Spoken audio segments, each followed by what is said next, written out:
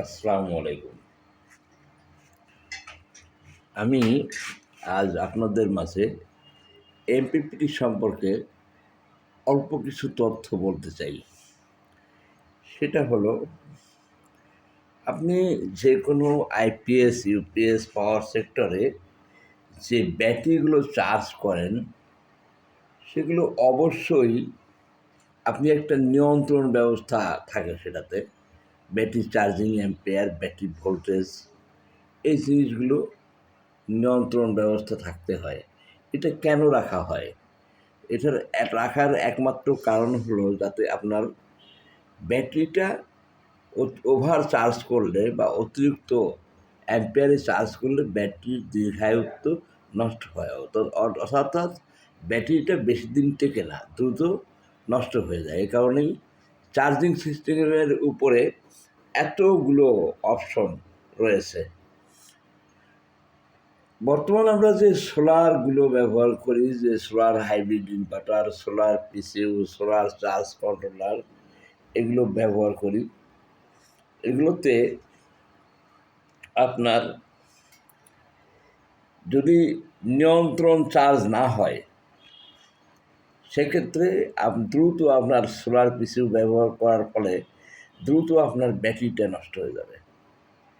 আমরা যে solar PCU, MPPT, solar charge controller, solar panel, এই জাতীয় যে জিনিসগুলো ব্যবহার করি, এগুলো অবশ্যই আর্থিক সাশ্রয়। অর্থাৎ আপনি বিদ্যুৎ কিনে ব্যবহার করলে সরকার কর্তৃক পিডিবি বা যে কোনো সংস্থা থেকে বিদ্যুৎ কিনে ব্যবহার করলে যে টাকা খরচ হবে, সেই টাকা থেকে কিছুটা কম খরচ হওয়া বা কিছুটা লাভজনক হওয়ার কারণেই আমরা এই সিস্টেমগুলো ব্যবহার করি। এক্ষেত্রে যদি আপনার ব্যাটারিটা আপনি 70 অ্যাম্পিয়ার, 80 অ্যাম্পিয়ার নিয়ন্ত্রণাধীন, নিয়ন্ত্রণ ছাড়া কোনো চার্জ কন্ট্রোলার বা কোনো সোলার পিসিউ ব্যবহার করলে দেখা যাবে যে আপনার একটা ব্যাটারির যে পরিমাণ ক্রয় মূল্য, সেক্ষেত্রে আপনার ব্যাটারিটা দ্রুত নষ্ট হওয়ার কারণে আপনার লাভের থেকে ক্ষতিটাই বেশি হবে। এই ব্যাপারগুলো মাথায় রাখতে হবে যারা সোলার ব্যবহার করেন, আমি মনে করি।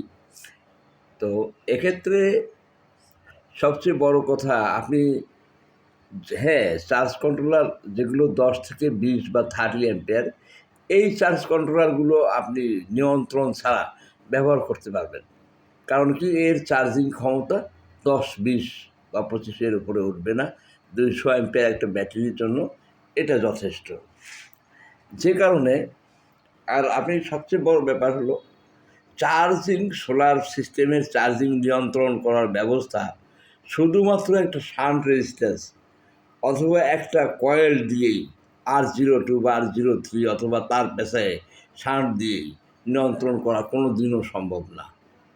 কোনো দিনও সম্ভব না। যে যত কিছুই বলুক না কেন, এটা সম্ভব না। আমি দীর্ঘ 3 থেকে 4 বছর আমি সোলার নিয়ে মোটামুটি কাজ করি এবং এটার গুণগত মান, শান্ট রেজিস্ট্যান্সের গুণগত মান, WC1600-র গুণগত মান, এগুলো আমি পর্যালোচনা করছি। আপনি যখনই 40 অ্যাম্পিয়ারের উপরে কোনো চার্জ কন্ট্রোলার ব্যবহার করবেন, অবশ্যই আপনাকে নিয়ন্ত্রণাধীন চার্জ কন্ট্রোলার ব্যবহার করতে হবে। তা না হলে আপনার লাভের থেকে ক্ষতিটাই বেশি হবে। এটা তো নিয়ন্ত্রণাধীন চার্জ কন্ট্রোলার ইউজ করতে হলে সেখানে দেখবেন, চার্জ নিয়ন্ত্রণ করতে হলে, সোলারের চার্জ নিয়ন্ত্রণ করতে হলে ভালো এমসিইউ এবং অবশ্যই চার্জ নিয়ন্ত্রণের যে শান্ট, যে সেন্সর, যেটাকে বলে আপনার WC1600 অথবা এই জাতীয় সেন্সর আরও আছে মার্কেটে, আপনি পাবেন। এই যে আমাদের চার্জ কন্ট্রোলারগুলোতে লাগানো, ঠিক আছে? এই জিনিসগুলো ব্যবহার যদি না থাকে ওই চার্জ কন্ট্রোলারে, যত যা কিছুই বলুক না কেন, এই চার্জটা কোনোদিনও নিয়ন্ত্রণে আসবে না। কোনো কিছু নিয়ন্ত্রণ করতে হলে সেটার একটা পরিমাপ লাগে। পরিমাপ করে এমসিইউকে ইনফরমেশান দিতে হয়।